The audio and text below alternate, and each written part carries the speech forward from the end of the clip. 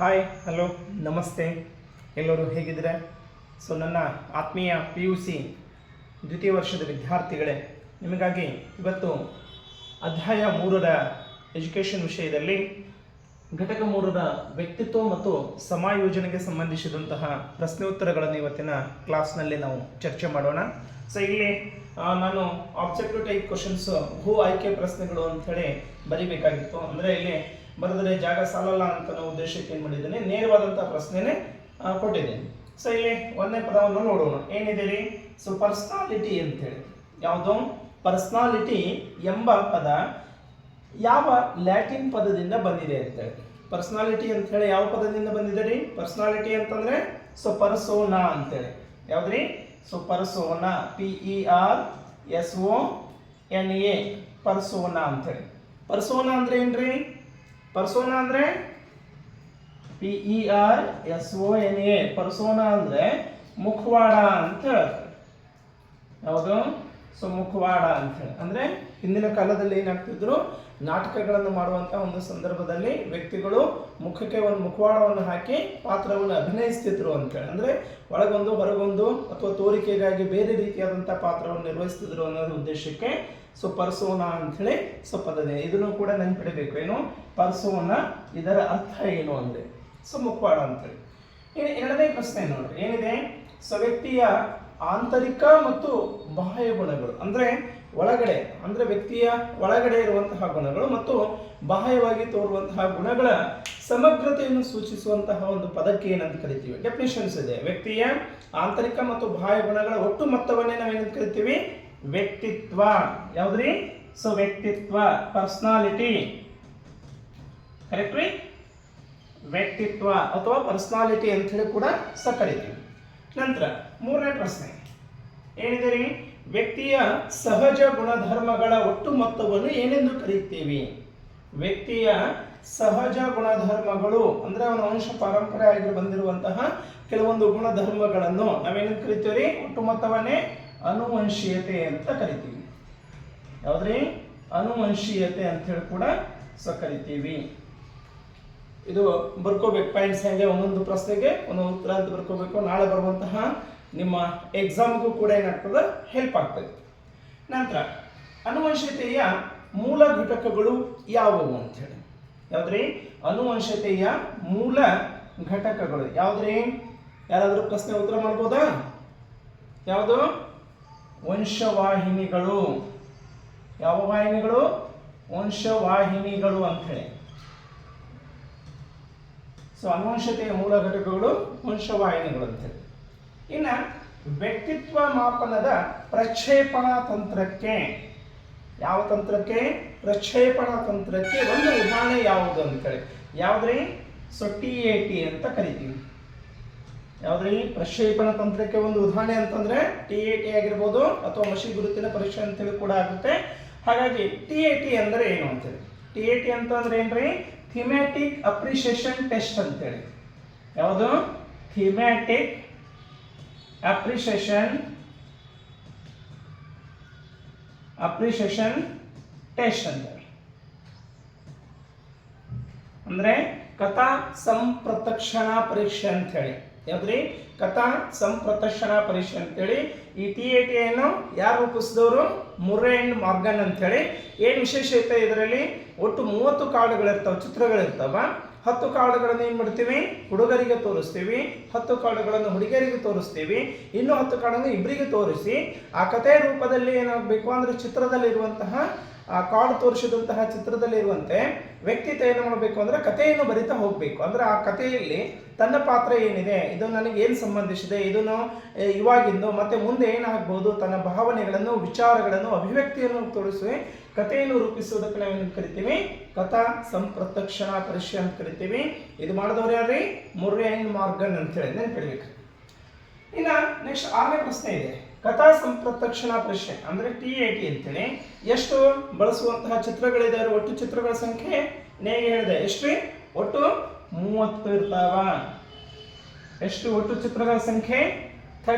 30 ಚಿತ್ರಗಳಿರ್ತಾವ. 10 ವಿದ್ಯಾರ್ಥಿಗಳಿಗೆ, ಬಾಯ್ಸ್ಗೆ 10, ಗರ್ಲ್ಸ್ ವಿದ್ಯಾರ್ಥಿಗಳು 10 ಇಬ್ಬರಿಗೂ ಸೇರಿಸಿ ತೋರಿಸುವಂತಹ ಚಿತ್ರಗಳಿರ್ತಾವೆ. ನೆಕ್ಸ್ಟ್ 7ನೇ ಬದಲಾಗುತ್ತಿರುವ ಪರಿಸರಕ್ಕೆ ಸರಿ ಹೊಂದುವಂತೆ ತನ್ನ ವರ್ತನೆಯನ್ನು ಹೊಂದಿಸಿಕೊಳ್ಳುವುದು. ಯಾವುದ್ರಿ? ಒಬ್ಬ ವ್ಯಕ್ತಿ ತನ್ನ ಪರಿಸರಕ್ಕೆ ಸರಿ ಹೊಂದುವಂತೆ ತನ್ನ ವರ್ತನೆಗಳನ್ನು ಮಾರ್ಪಡಿಸಿಕೊಳ್ಳುವುದು, ಬದಲಾಯಿಸಿಕೊಳ್ಳುವಂತ ಒಂದು ಕ್ರಿಯೆಗೆ ಏನಂತ ಕರಿತೀವಿ ಅಂದ್ರೆ ಸಮಾಯೋಜನೆ. ಯಾವ ಯೋಜನೆ? ಸಮಾಯೋಜನೆ, ಅಡ್ಜಸ್ಟ್ಮೆಂಟ್ ಅಂತ ಕರಿತೀವಿ. ಯಾವುದಕ್ಕೆ ಅಡ್ಜಸ್ಟ್ಮೆಂಟು? ನಾನಿರುವಂತಹ ಪರಿಸರಕ್ಕೆ ನಾನು ಹೊಂದಿಕೊಳ್ಳುವುದನ್ನು ಏನಂತ ಕರಿತೀವಿ ಅಂದ್ರೆ ಅಡ್ಜಸ್ಟ್ಮೆಂಟ್ ಅಂತ ಕರಿತೀವಿ. ಹೀಗಾಗಿ ವ್ಯಕ್ತಿ ತನ್ನ ಪರಿಸರಕ್ಕೆ ವರ್ತನೆಗಳನ್ನು ಬದಲಾಯಿಸಿಕೊಳ್ಳುವಂತಹ ಒಂದು ಕ್ರಿಯೆಗೆ ಏನಂತ ಕರಿತೀವಿ? ಸಮಾಯೋಜನೆ.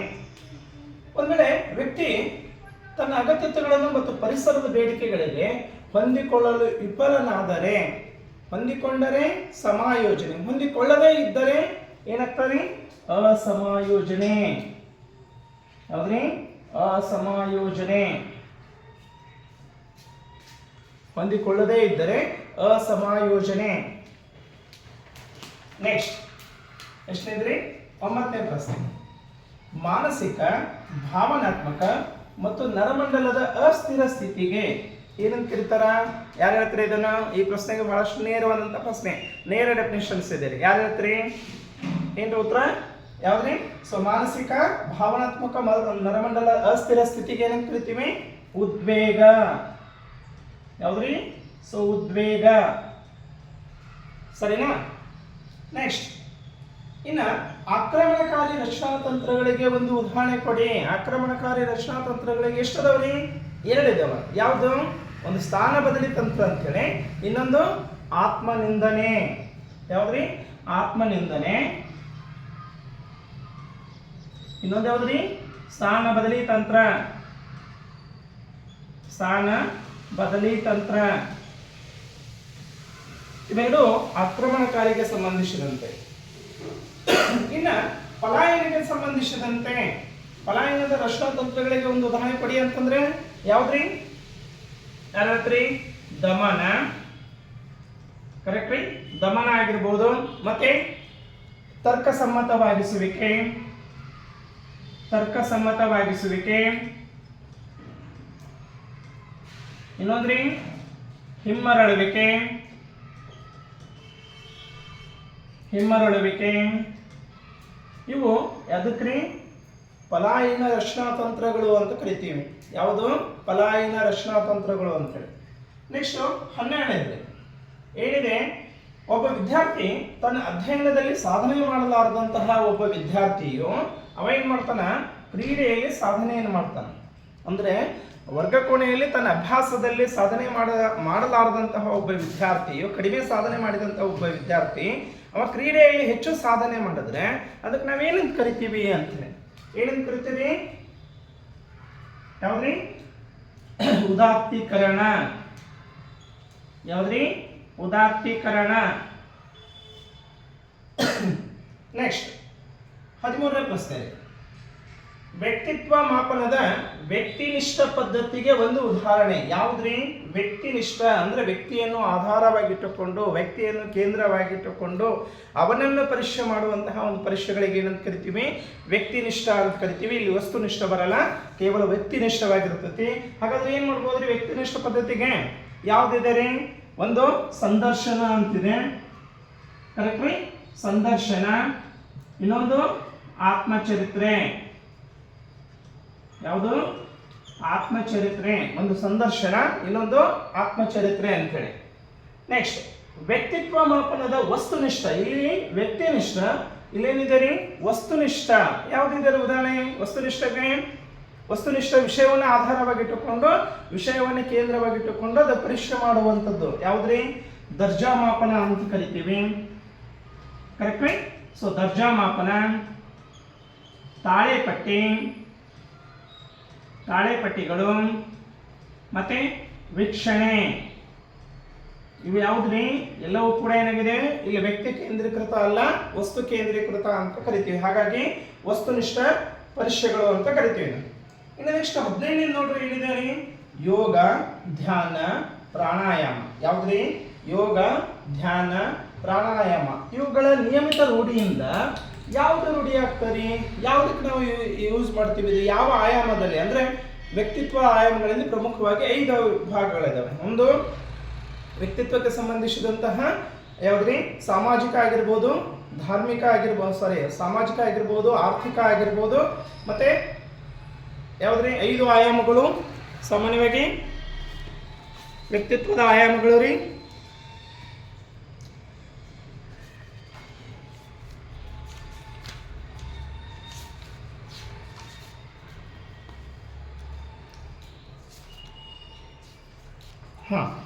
ಆಧ್ಯಾತ್ಮ ಆಯಾಮಗಳು ಒಂದೇದು 5 ಆಯಾಮಗಳಲ್ಲಿ ಯಾವ್ದ್ರಿ ಫಸ್ಟ್ ಆಧ್ಯಾತ್ಮಿಕ, ಮತ್ತೆ ಎರಡನೇದು ಯಾವ್ದಿದೆ ರೀ ದೈಹಿಕ, ಎರಡನೇದು ದೈಹಿಕ, ಸೊ ಮೂರನೇದು ಮಾನಸಿಕ, ಯಾವ್ದ್ರಿ ಸೊ ಮಾನಸಿಕ, ನಾಲ್ಕನೇದು ಸಾಮಾಜಿಕ,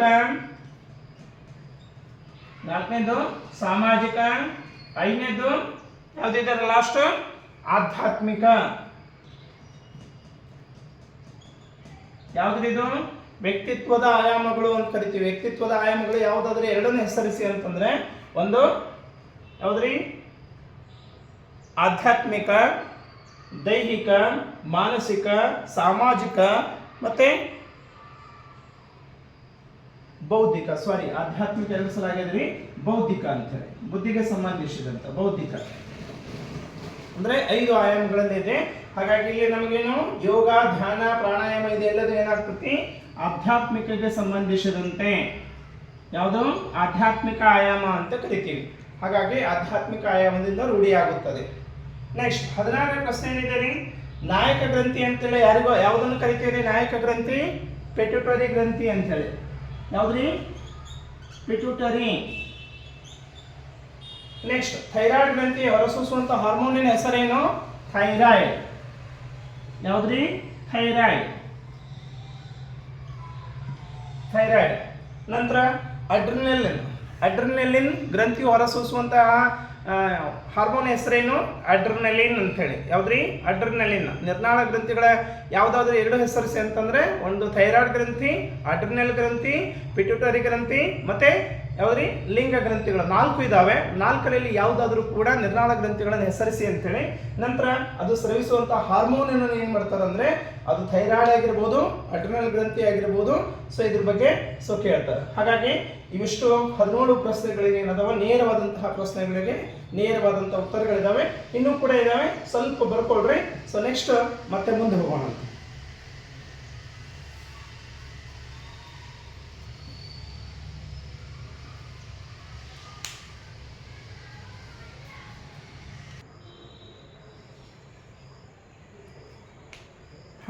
ಮುಂದಿನ ಪ್ರಶ್ನೆಗೆ ಹೋಗೋಣ್ರಿ.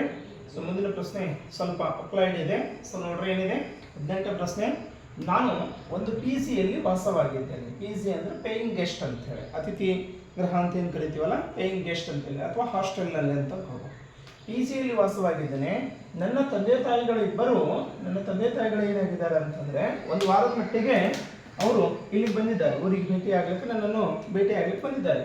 ಆದರೆ PGಯಲ್ಲಿ ಇರ್ಲಿಕ್ಕೆ ಏನಾಗಲ್ಲ ಅವಕಾಶ ಇಲ್ಲ. ಅಂದ್ರೆ ಬೆಳಗ್ಗೆಯಿಂದ ಸಂಜೆವರೆಗೂ ಕೂಡ ಭೇಟಿ ಆಗಬಹುದು, ಬಟ್ ರಾತ್ರಿ ಉಳಿದುಕೊಳ್ಳಕ್ಕೆ ಅವಕಾಶ ಇಲ್ಲ ಅಂತ ಹೇಳಿ ಒಬ್ಬ ವ್ಯಕ್ತಿ ತನ್ನ ಸ್ನೇಹಿತನ ಮುಂದೆ ಏನ್ ಮಾಡ್ತಾನಂದ್ರೆ ಹೇಳ್ಕೊತಾನೆ. ಅವಾಗ ಆ ವ್ಯಕ್ತಿ ಆ ಸ್ನೇಹಿತ ತನ್ನ ಅಪಾರ್ಟ್ಮೆಂಟಿನ ಒಂದು ರೂಮ್ ಖಾಲಿ ಇದೆ ಅಂತ ಹೇಳಿ ಆ ಕೀಲಿಕೆಯನ್ನು ತೆಗೆದುಕೊ ಅಂತ ಹೇಳ್ತಾನೆ. ಹಾಗಾದ್ರೆ ಆ ವ್ಯಕ್ತಿಯಲ್ಲಿ ಇರುವಂತಹ ವಿಶೇಷ ಗುಣ ಯಾವುದು ಅಂತ ಹೇಳಿ. ಯಾವ್ದ್ರಿ ವಿಶೇಷದ ಸಮಾಯೋಜನೆ, ಹೊಂದಾಣಿಕೆಯಾಗೋದು ಅಂತ ಕರಿತೀವಿ. ಯಾವುದು ಅಡ್ಜಸ್ಟ್ಮೆಂಟ್, ಸಮಾಯೋಜನೆ ಅಂದ್ರೆ ನಿನ್ನಾಗೆ ನಾನು, ನಿನ್ನಲ್ಲಿ ನನ್ನ ಗುಣ ಅಥವಾ ಬೇರೆಯವರೊಂದಿಗೆ ಏನಾಗ್ತೈತಿ ಹೊಂದಾಣಿಕೆ ಮಾಡಿಕೊಳ್ಳುವುದನ್ನು ನಾವು ಕರಿತೀವಿ ಸಮಾಯೋಜನೆ ಅಂತ ಕರಿತೀವಿ. ಇನ್ನೊಂದು ಪ್ರಶ್ನೆ ಎಷ್ಟ್ರಿ 19ನೇ ಪ್ರಶ್ನೆ ನೋಡ್ರಿ ಏನಿದೆ. ಶಾಲೆಯಲ್ಲಿ ಮುಖ್ಯ ಗುರುಗಳಿಂದ ಅಂದ್ರೆ ಪ್ರಿನ್ಸಿಪಾಲ್ಸ್ನಿಂದ ಅವಹೇಳನಗೊಂಡ ಒಬ್ಬ ಶಿಕ್ಷಕರೊಬ್ಬರು ತನ್ನ ತರಗತಿಯಲ್ಲಿ ವಿದ್ಯಾರ್ಥಿಗಳ ಮೇಲೆ, ತನ್ನ ಮಕ್ಕಳ ಮೇಲೆ ಏನಾಗ್ತದಂದ್ರೆ ತನ್ನ ಕೋಪವನ್ನು ತೋರಿಸ್ಕೊಳ್ತಾನೆ. ಅಂದ್ರೆ ಇಲ್ಲಿ ಸಂದರ್ಭ ಏನು? ಹೆಡ್ ಮಾಸ್ಟ್ರು ಶಿಕ್ಷಕರು ಬೈದಾರ, ಶಿಕ್ಷಕರು ವಿದ್ಯಾರ್ಥಿಗಳ ಬೈದಾಗ ಇಲ್ಲಿ ಬಳಸಿದಂತಹ ರಕ್ಷಣಾ ತಂತ್ರ ಯಾವುದು ಅಂತ ಹೇಳಿ.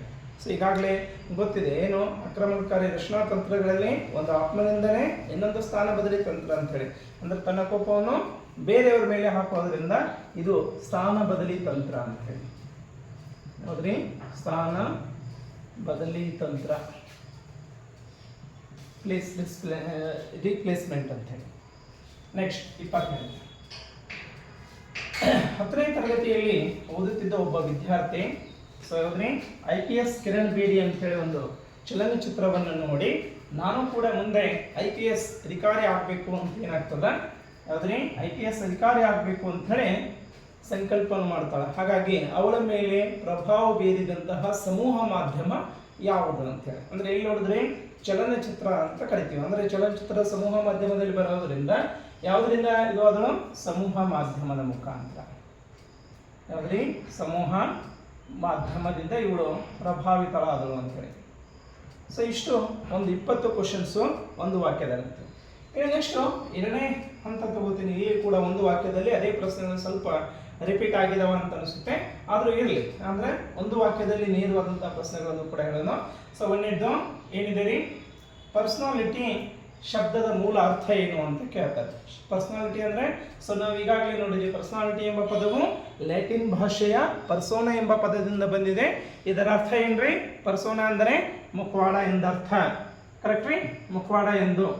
ನಂತರ ವ್ಯಕ್ತಿತ್ವ ಎಂಬುದನ್ನು ವ್ಯಾಖ್ಯಾನಿಸಿ ಅಥವಾ ವ್ಯಕ್ತಿತ್ವ ಎಂದರೇನು ಅಂತ ಕೇಳಿದಾಗ ವ್ಯಕ್ತಿಯ ಆಂತರಿಕ ಮತ್ತು ಬಾಹ್ಯ ಗುಣಲಕ್ಷಣಗಳ ಒಟ್ಟು ಮೊತ್ತವನ್ನೇ ನಾವೇನಂತ ಕರಿತೀವಿ, ವ್ಯಕ್ತಿತ್ವ ಅಂತೇಳಿ. ಅಂದರೆ ಒಬ್ಬ ವ್ಯಕ್ತಿಯ ಆಂತರಿಕ ಮತ್ತು ಬಾಹ್ಯ ಗುಣಗಳ ಸಮಗ್ರ ಮೊತ್ತವನ್ನೇ ವ್ಯಕ್ತಿತ್ವ ಅಂತ ಕರಿತೀವಿ.